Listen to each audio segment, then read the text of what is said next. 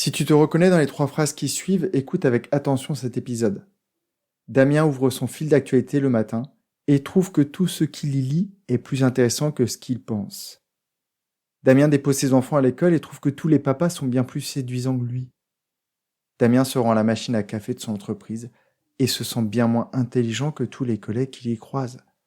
C'est comme ça toute la journée. La première fois que je parle avec Damien, c'est une évidence. Il souffre du syndrome d'infériorité. Dans cet épisode, je vais te livrer 5 idées pour l'affaiblir, voire le faire disparaître. Ça va être simple car je connais bien le sujet, j'en ai longtemps souffert. Je te promets que dans 10 minutes, ton estime de toi aura augmenté et tu auras sûrement envie de continuer ton chemin vers cette vie riche, épanouie et pleine de sens. Bienvenue sur Dépasse-toi, je suis Sylvain et la promesse de mon podcast est simple, t'aider à te créer la vie que tu mérites. Quand je ne suis pas devant le micro, j'accompagne les personnes sensibles à se transformer. Et au fil des épisodes, je vais te partager les prises de conscience qu'elles ont eues et qui leur ont permis de s'épanouir. Tu vas comprendre entre autres comment mieux te connaître, avoir de belles relations, apaiser ton mental et trouver ta place, celle où tu te sentiras aimé et reconnu à ta juste valeur. Si tu veux profiter de tout ce que j'ai à t'offrir, abonne-toi à mon courrier privé sur sylvainviens.com. Installe-toi confortablement. Je te souhaite une très belle écoute. Avant de t'offrir 5 clés pour te sentir mieux dans ta peau, je tenais à remercier Swazik17 pour le commentaire qu'elle m'a laissé sur Apple Podcast en août. Il est intitulé « Des mots sur les mots qui font du bien ». Merci Sylvain de me donner des impulsions positives au rythme des épisodes et de me permettre de croire au pouvoir de changer, des moments de bienveillance et des conseils amicaux très précieux. Alors merci Swazik pour ton commentaire, je suis très heureux que mes impulsions t'aident à y croire. Un grand merci pour ton aide à la diffusion de mes épisodes. Revenons au sujet du jour, le complexe d'infériorité. Damien est un homme séduisant, il fait 1m80, les yeux noisettes, les cheveux bruns, le teint hâlé, un visage très harmonieux. C'est aussi un homme intelligent, il sort d'une très belle école et s'en est sorti haut la main. Sur le papier, il a tout pour lui. Pourtant, sa vie est triste, frustrante et figée. Quand je lui demande ce qu'il aimerait qu'il s'y passe, il est un peu perdu. Et il me dit juste que sa situation actuelle lui déplaît. Pour l'aider à démarrer, après un moment de respiration, je lui propose de me parler d'une journée type. Voilà à quoi elle ressemble. Il se lève aux aurores car il a besoin de calme avant que tout le monde se réveille. C'est le moment de la journée qu'il préfère, même si souvent, il ne sait pas vraiment comment s'occuper. Il finit régulièrement par écouter les informations et scroller ses réseaux sociaux. En me disant ça, il perd son sourire. Je lui demande ce qu'il ressent quand il scrolle sur ses réseaux. Il commence à se caresser le cou et à baisser les yeux. Il me répond. Je vois mes copains de promotion qui ont des vies plus trépidantes les uns que les autres. Un vit à Bali après avoir vendu sa start-up dans les finances. L'autre s'est reconverti en conférencier et se balade à travers le monde. Damien ressent de la frustration, de l'envie, voire de la jalousie, et quelquefois, de la colère envers lui. Il se demande souvent où est-ce qu'il a merdé pour que sa vie soit aussi nulle. Après ce moment qui au final n'est pas super agréable, sa famille se lève. Son grand est comme lui, calme, introverti et très gentil, il ne fait pas de vagues. Sa petite est plutôt comme sa femme, explosive et sensible, manquant de nuances. C'est lui qui gère les enfants le matin en suivant les consignes de sa femme. Après le petit déjeuner, la toilette, c'est le départ pour l'école. Il aime ces quelques minutes dans la voiture avec ses enfants. Il écoute et chante sur des chansons qui leur donnent la banane. Dès que son grand et sa petite sont sortis de la voiture, ça y est, le brouillard revient. Damien regarde la vie à l'extérieur de la voiture. Il voit ce couple de parents semblant vivre le parfait amour.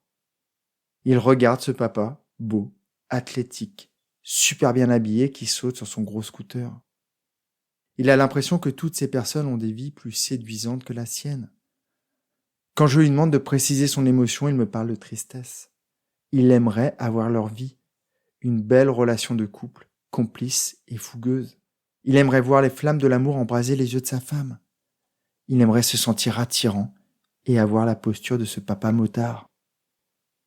Le soir, il se couche en pensant à tout ce qu'il n'a pas dans sa vie, à tout ce qu'il n'a pas fait par rapport aux personnes qu'il met sur un piédestal. Il pense à ce qu'il n'est pas. Damien est beau selon les standards de notre société, et pourtant il se voit laid. Il est riche, et pourtant il se sent pauvre.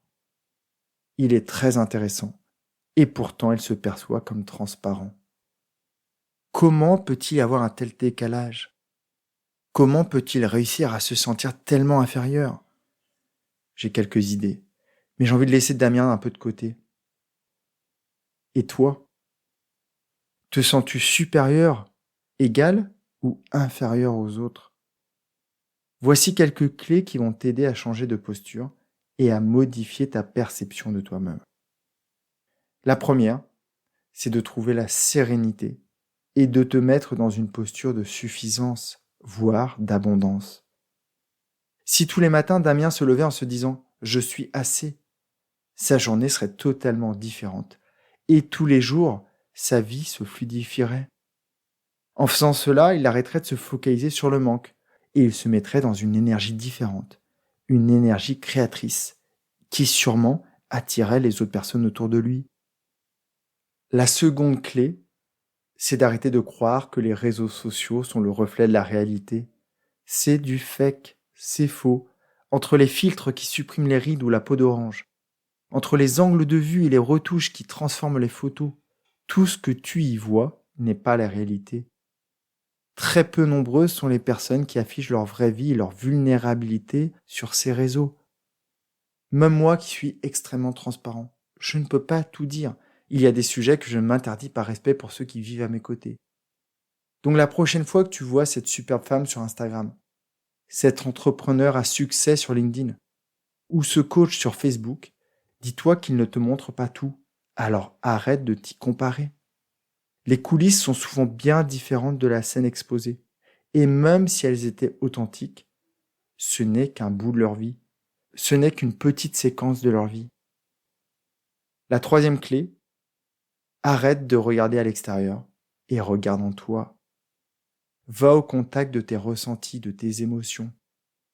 Si Damien ouvrait la porte à la tristesse, il entendrait clairement ce que cette messagère a à lui dire. Bonjour Damien, je viens te voir pour que tu comprennes qu'il y a un décalage entre ce que tu vis et ce que tu aimerais vivre. J'aimerais que tu te bouges pour trouver une solution et faire un premier pas vers la vie que tu mérites. Après cette visite, une fois que cette tristesse serait sortie de sa maison intérieure, Damien pourrait se questionner avec une énergie différente.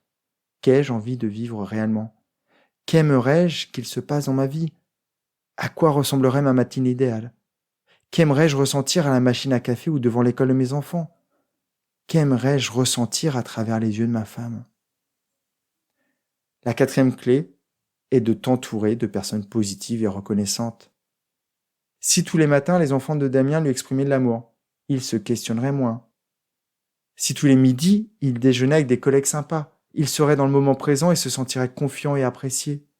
Si tous les soirs, sa femme l'embrassait tendrement et lui susurrait « Je t'aime mon amour », Damien s'endormirait plus sereinement et aurait des rêves ressourçant la nuit.